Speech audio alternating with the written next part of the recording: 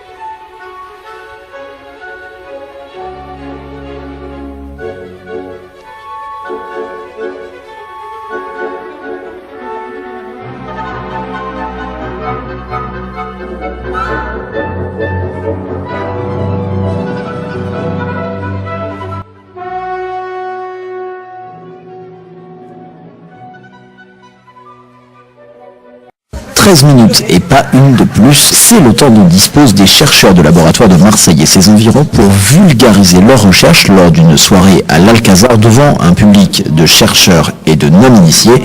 Pour la 3e édition du 13 minutes Marseille, la salle affiche une fois de plus complet, 300 places parties en 3 jours, un succès auquel l'équipe ne s'attendait pas. Donc on est vraiment très content de vous retrouver une 3e fois ici.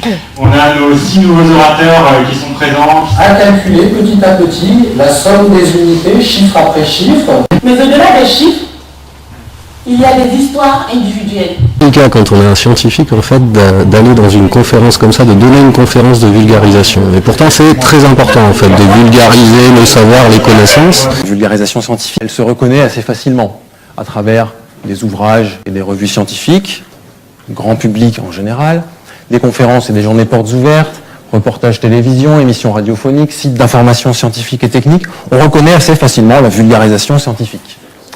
Elle se caractérise par une approche particulière. C'est en général une approche informative et explicative. Elle a une dimension simplificatrice forte. Elle découle d'une éducation dite informelle, c'est-à-dire qu'elle ne dépend pas de l'école. Ce terme vulgarisation possède de nombreux synonymes.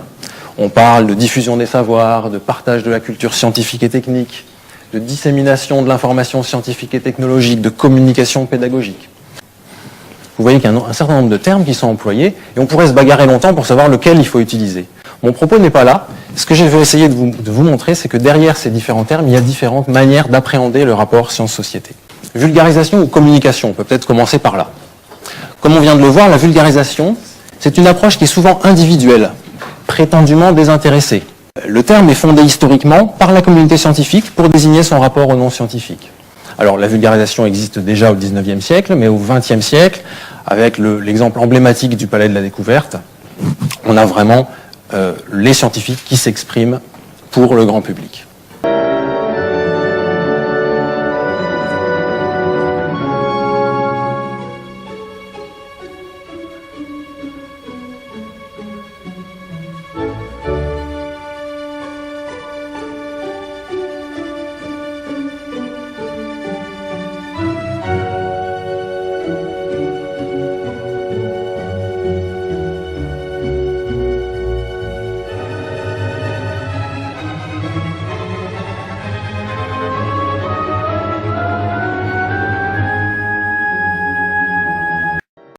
la science Inter nous a proposé de réfléchir à une émission, donc on a choisi de construire ce magazine d'actualité scientifique quotidien.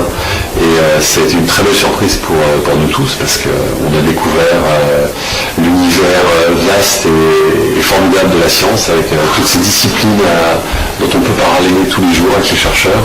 Donc on se régale parce que ça nourrit notre curiosité en permanence. Donc c'est une bonne surprise de parcours. Ouais. Surtout que les gens lâchent pas la science, qu'ils s'y intéressent toujours et surtout ils y prennent plaisir. J'espère qu'ils arrivent au travers des disciplines à trouver quelques réponses à des questions que tout le monde peut se poser, à ouvrir des portes nouvelles, à susciter aussi des images, à provoquer l'imaginaire. Parce que ça c'est quelque chose de très important dans la science. C'est vraiment une porte ouverte sur beaucoup de domaines.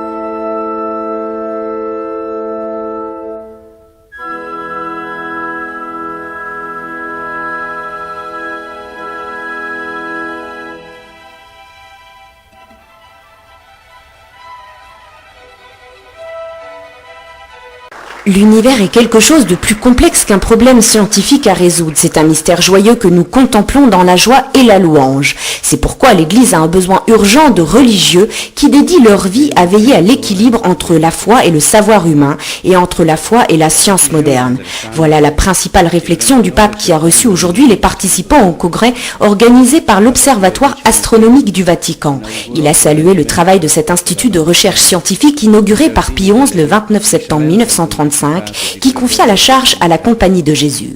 Il a ensuite déclaré que dans le contexte actuel, il est urgent aujourd'hui de privilégier la recherche scientifique sur l'univers afin d'offrir une perspective unique partagée par les croyants et non-croyants qui aide à accéder à une meilleure compréhension spirituelle de la création. Il est très important que vous partagiez cette connaissance scientifique de l'univers avec les autres, donnez gratuitement ce que vous avez reçu, a dit le pape. Le Vatican a créé l'Académie pontificale pour que le pape ait un conseil scientifique. Pour moi, le but était de permettre à l'Église d'engager un dialogue avec la science. Et la meilleure façon d'y parvenir, c'était de faire de la recherche au sein même du Vatican.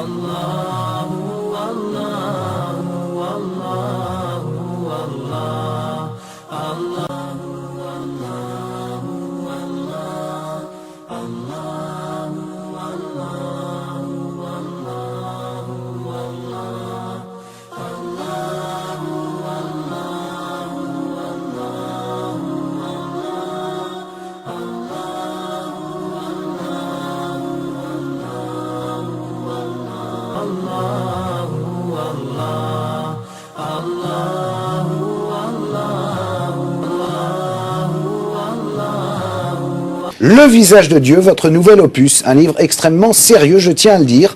Pourquoi le visage de Dieu? Et ça, c'est une bonne introduction pour raconter comment un gars, un jour a dit c'est le visage de Dieu. Pourquoi le visage de Dieu? Effectivement, tout remonte en 1992, au moment où un très grand scientifique, qui s'appelle George Smoot, il aura le prix Nobel pour cette découverte en 2006. Et il va postfacer. Il postface le livre. Exactement. Ainsi qu'un autre prix Nobel et qu'un autre éminent scientifique, ce qui veut dire que vous êtes arrivé avec du matos, comme on dit. Avec du lourd. Avec du lourd. Vous n'êtes pas à poil, là. Sur le coup, vous êtes armé. Donc, qu'est-ce qu'il dit, ce monsieur? Il présente à ses collègues aux États-Unis, donc à Washington, à ses collègues de la Société américaine de physique, ces images éblouissantes de la toute première lumière émise par l'univers 380 000 ans après l'instant du Big Bang. Et il les trouve tellement belles, tellement magnifiques ces images qu'il dit « c'est comme voir le visage de Dieu ». Alors évidemment, la phrase va faire le tour du monde, parce que instantanément, Smoot va devenir célèbre. Ça va lui apporter quelques ennuis d'ailleurs. Parce qu'il a dit Dieu. Il a dit le visage de l'inconnu, ça marchait, mais le visage de Dieu. Le visage de Dieu. Mais on comprend, et d'ailleurs il s'est expliqué directement d'ailleurs sous la forme d'un mail qu'il nous a envoyé, il nous disait voilà, si j'ai dit ça, c'est parce que j'ai été tellement pénétré d'un sentiment qui est presque un sentiment métaphysique. Parce que quand on contemple des images qui sont contemporaines pratiquement de la naissance de l'univers, on se dit, bon, c'est à ce moment-là que la physique touche à la métaphysique. Oui. Et que la question de l'origine, on ne peut pas ne pas se la poser, on ne peut pas ne pas se demander, quand on a ces images en face de soi, mais qui est l'auteur de ça? Donc finalement, il nous dit c'est vrai que c'est une métaphore que j'ai employée parce que j'étais transporté par une espèce d'élan d'enthousiasme. Cette métaphore m'a valu quelques ennuis auprès de la communauté scientifique, mais aujourd'hui je ne la renie pas. Au contraire, j'ai très souvent répété que finalement il faut frapper les esprits avec quelque chose qui est encore plus frappant, c'est-à-dire en fait une image qui permet il y a autre chose, c'est que finalement il entre dans le sillage d'une grande tradition chez les grands scientifiques. Par exemple Einstein, en 1936 un jour a vu apparaître devant lui un enfant, il était à Princeton, et cet enfant lui demandait maître, est-ce que vous croyez en Dieu? Et Einstein lui a dit, je ne te réponds pas tout de suite, mais donne-moi ton adresse. Et il lui a écrit une lettre. Une semaine plus tard, l'enfant reçoit cette lettre, et je me souviens par cœur de ce qu'il a écrit, donc voici ce qu'il a dit en 1936. Tous ceux qui sont sérieusement impliqués dans la science finiront par comprendre un jour qu'un esprit se manifeste dans les lois de l'univers, un esprit immensément supérieur à celui de l'homme. Donc ça veut dire que quelqu'un a craqué l'allumette du Big Bang, exactement. Et ce quelqu'un, c'est Dieu. D'ailleurs, à propos de l'allumette, le grand Stephen Hawking pose une belle question, il dit, mais qui donc a mis le feu aux équations? C'est vrai, qui a mis le feu aux équations? Stephen Hawking, que tout le monde connaît, se demande, mais qui a donc mis le feu aux équations? Il présuppose que les équations sont déjà là au moment où on craque l'allumette. Et nous disons exactement la même chose. Nous disons, et ça c'est en fait, nous avons passé à peu près 10 ans à réfléchir et à travailler sur ces questions-là au travers donc de nos thèses, une thèse en mathématiques pour Eshka et en physique théorique pour moi. Nous sommes allés au fond de cette question. Et en réalité, ce que nous voyons, ce que nous avons vu à travers les équations, à travers des théories mathématiques, comme les groupes quantiques que Eshka a utilisées pendant des années, eh bien, ce que nous avons vu, c'est en effet une série d'instructions mathématiques qui préexistent à l'univers physique. Ce sont les équations dont parle Stephen Hawking. C'est un ensemble, si on peut dire, de constantes universelles qui donnent naissance aux lois qui elles-mêmes permettent à l'univers et à la réalité qui nous entoure d'exister sous la forme que nous lui connaissons. Le fameux fiat lux, qui est que la lumière soit, ou la lumière fût, comme on voudra. Ce fameux fiat lux a été prononcé par le pape, c'était dans les années 50, lorsque il a compris que la théorie du Big Bang, qui a été promu par un religieux, entre autres, puisque c'est l'abbé Lemaître qui a travaillé très profondément sur l'élaboration du modèle, avec d'autres, évidemment, qui l'ont précédé, comme Friedman, Gamow et d'autres. Mais Lemaître, qui était un religieux, qui était un prêtre, lui va, en quelque sorte, rapprocher la science, cette science-là, la cosmologie, de la religion. Bien qu'il s'en ait défendu toute sa vie en disant, ce sont deux choses différentes, j'ai ma croyance et mon métier de prêtre d'un côté, et puis j'ai mon métier de scientifique et de chercheur de l'autre. Mais en revanche, donc le pape Pie XII s'est précipité d'une certaine manière sur cette découverte en disant fiat lux, la lumière a jailli, et à partir de là, il a conforté la théorie du Big Bang en disant c'est la théorie la plus compatible, si on peut dire, avec la croyance religieuse, parce qu'elle implique l'existence d'un créateur à l'origine. Mais ça ne dit pas quel est le sens de tout ça. Même si Dieu a été au départ de tout, ça ne dit pas ce qu'on fait là et à quoi on sert. À quoi ça sert tout ça? Ben oui. Cette question, en fait, renvoie à une question fondamentale qui est: est-ce que l'univers a un sens? Et on se rend compte, en examinant son évolution depuis l'origine jusqu'à aujourd'hui, qu'en effet l'univers a un sens, parce que il illustre à travers son évolution toute l'histoire de la complexité. Lorsque l'univers apparaît à l'instant du Big Bang, c'est un univers qui est composé de particules élémentaires. En revanche, quelques centaines de millions d'années après, en se refroidissant, en perdant de l'énergie, l'univers devient de plus en plus complexe. Il engendre des étoiles, il engendre les galaxies, il engendre plus tard les planètes, etc. D'abord, il engendre des étoiles de première génération qui vont exploser, qui vont fabriquer les éléments lourds. Ensuite, ce sont des planètes, des petits soleils qui apparaissent. Et puis, à un moment donné, 4 milliards et demi d'années, il y a 4 milliards et demi d'années, sur la Terre, eh bien, la vie apparaît. Bon. Tout ça illustre l'aventure de la complexité. Nous sommes aujourd'hui, au fond, dans une situation où l'univers est beaucoup plus complexe qu'au début. Ça veut dire qu'il a un sens, et ça veut dire que, en réalité, cette histoire de la complexité ne va pas s'arrêter. Ça veut dire qu'à chaque instant, de constater cette complexité qui augmente et cette transformation d'une matière élémentaire et désorganisée en quelque chose de plus en plus organisé. Et tout ceci en regardant à l'origine une information qui est, elle, infiniment riche, infiniment symétrique en quelque sorte et harmonique. Voilà. C'est-à-dire qu'en réalité, l'univers, dans toute sa longue histoire, va accomplir l'information du départ. C'est-à-dire qu'en fait, d'une certaine manière, l'univers va se spiritualiser.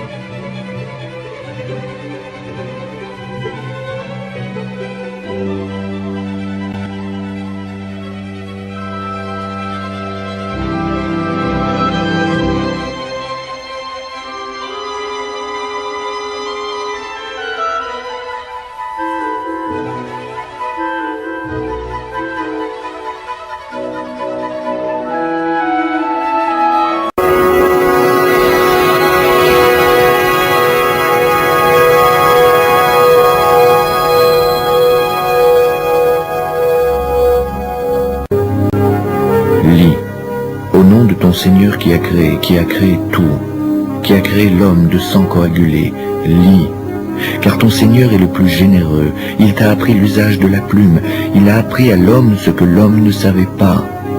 Sourate Al-Alaq, verset 1-5.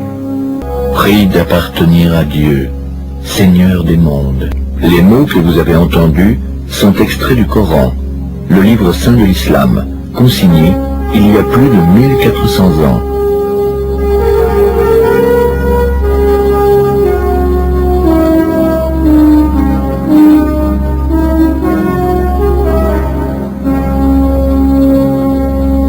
Le Coran est le cœur et l'âme de l'islam.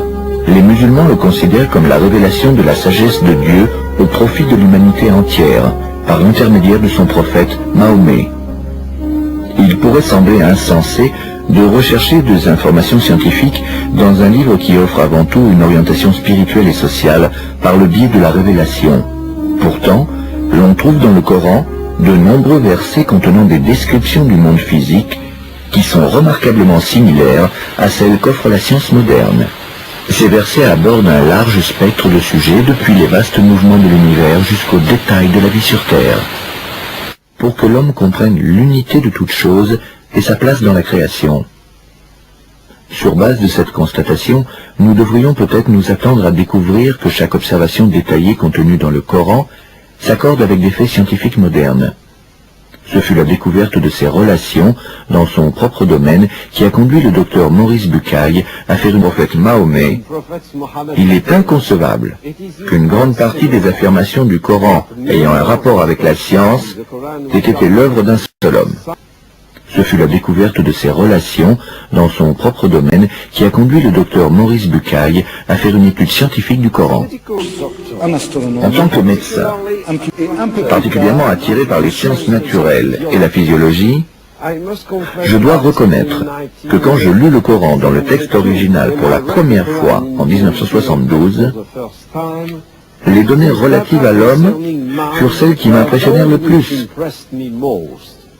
Compte tenu de l'état des connaissances à l'époque du prophète Mahomet, il est inconcevable qu'une grande partie des affirmations du Coran ayant un rapport avec la science ait été l'œuvre d'un seul homme.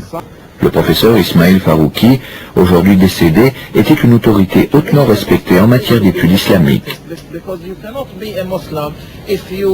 Être musulman, vous savez, signifie être scientifique, car vous ne pouvez pas être humain si vous ne remplissez pas les termes du califat. Et les termes du califat disent que vous devez affronter la nature, que vous la transformez. La nature en vous-même, la nature dans votre être et d'autres êtres humains, et la nature extérieure, les arbres, les montagnes, les rivières, etc. La création dans son ensemble. Vous devez donc étudier la nature pour connaître ses lois, ses secrets, tels qu'ils sont, pour vous mesurer à elle et la transformer. in order to deal with it and transform it.